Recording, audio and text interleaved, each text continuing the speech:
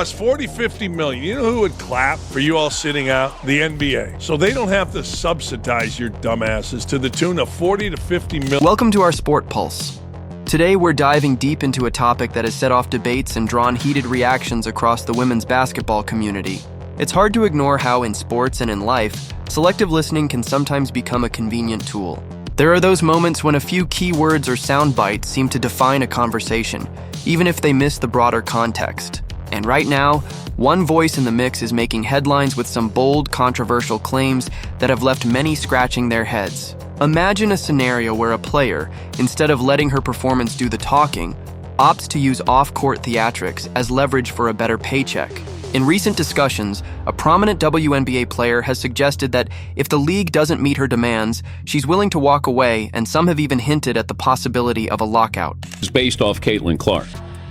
Because she wins the national title, first thing she does, she mocks Caitlin Clark. And then she doesn't even celebrate with her teammates. So she's made it personal with Caitlin Clark. This kind of talk isn't new in the world of sports negotiations, but when it's done in such a public, almost casual manner, it stokes controversy. Today, we're going to unpack those claims, examine the performance metrics, and explore whether these demands have any foundation in reality. Let's start by addressing the central claim.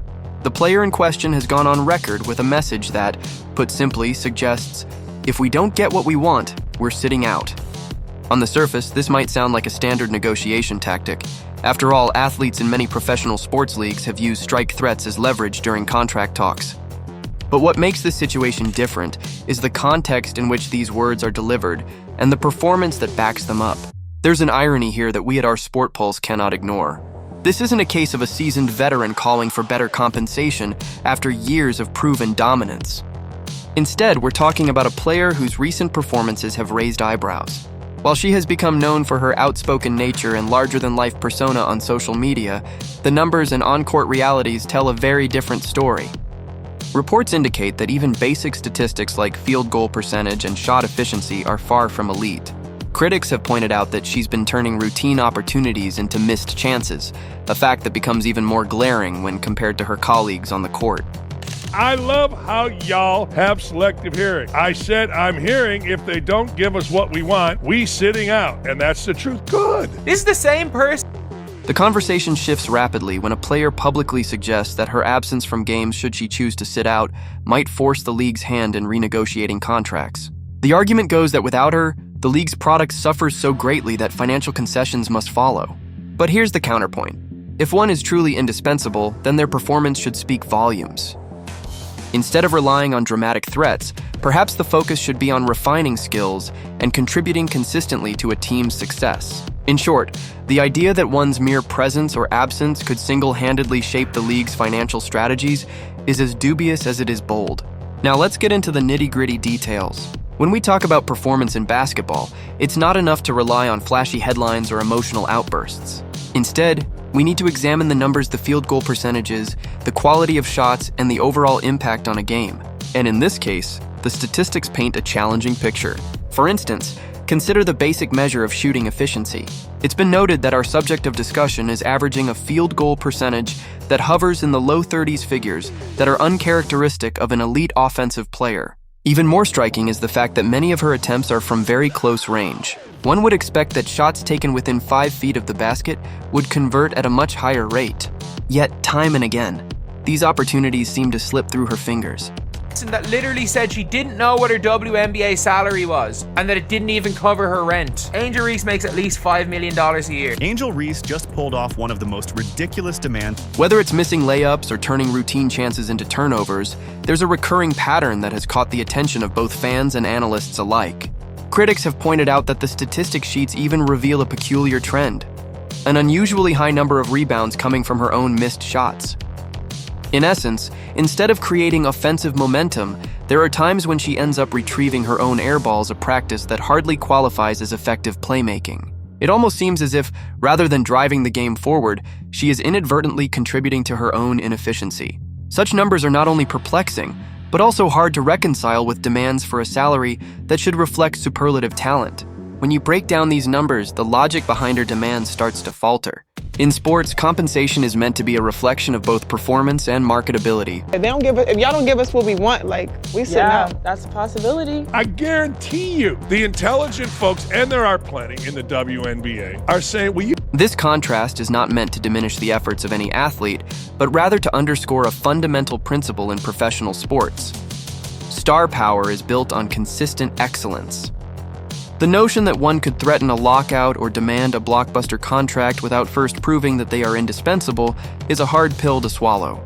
The undeniable star's numbers, her impact on game day attendance, and the broader economic metrics of the league all suggest that true value is earned on the court not merely through personality or provocative statements. Moving beyond the performance statistics, let's delve into the economic realities of the WNBA. Unlike its male counterpart, the NBA, the WNBA operates on a much different financial model.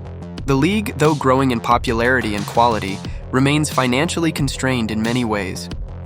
A significant portion of its operational budget is supplemented by financial backing from the NBA. Recent estimates suggest that the NBA injects somewhere between $40 to $50 million annually into the WNBA just to keep it running. This financial structure is crucial to understanding why even the most compelling performances on the court have to be balanced against economic realities. It's just shut up. Sit out. Girl, y'all benefited from everything. Y'all youngins benefited from NIL. What does that mean? We deserve. The economics of professional sports dictate that salaries are reflective of both individual performance and the revenue potential of the league. In an environment where the bottom line is still heavily dependent on external support, it becomes difficult to justify blockbuster contracts for players who, by all accounts, have not yet demonstrated the kind of performance that drives significant revenue. While every professional athlete deserves fair compensation, it is also true that the market demands tangible contributions, winning games, drawing in fans, and ultimately bolstering the league's financial health. The player in question has been vocal about her belief that her presence and the controversies that surround her should automatically translate into higher compensation. This is why sometimes you probably should have somebody look over a podcast. She's threatening to go on strike. I actually understand it's the way negotiations work in the CBA, not on a podcast. However, the economic realities are less forgiving. Demanding NBA-level salaries in a league that is still working to break even might sound like an ambitious goal, but the logic simply does not hold water when the fundamentals are scrutinized. If a player's performance on the court does not directly contribute to winning games and increasing attendance, it becomes challenging for team owners and league officials to justify a significant pay raise. Moreover, it's important to remember that salary negotiations in professional sports are complex and multifaceted. They involve not just the player's current performance, but also potential future contributions, marketability, and the overall financial health of the league. When a player publicly discusses these negotiations in a way that might even hint at a lockout, it undermines the traditional, more discreet approach to labor talks. In other words, while it might seem like a power move to threaten to sit out, it often comes across as a lack of understanding of how sports business works, a misunderstanding that can be costly, both for the individual and the league. One of the most contentious parts of this discussion revolves around the player's threat to essentially force a lockout if her demands aren't met. Let's take a step back and examine what this really means. In the world of collective bargaining, labor disputes can indeed lead to lockouts and strikes. However, these actions are typically reserved for situations where there is a genuine and widespread inability to reach an agreement, a scenario that affects the entire league. When one player suggests that her absence could trigger such drastic measures, it quickly becomes apparent that this is less a calculated negotiation tactic and more a dramatic, attention-grabbing stunt. A key problem with this approach is that it ignores the fact that basketball is a team sport. The success of any franchise depends on a collective effort, and a single player, even one with a large personality, cannot be the sole driver of success. Couple million on something that has no chance of making money. These two, sit out. See what happens. Now, I would miss watching the Fever. I would miss watching Caitlin Clark, but I wouldn't miss anything.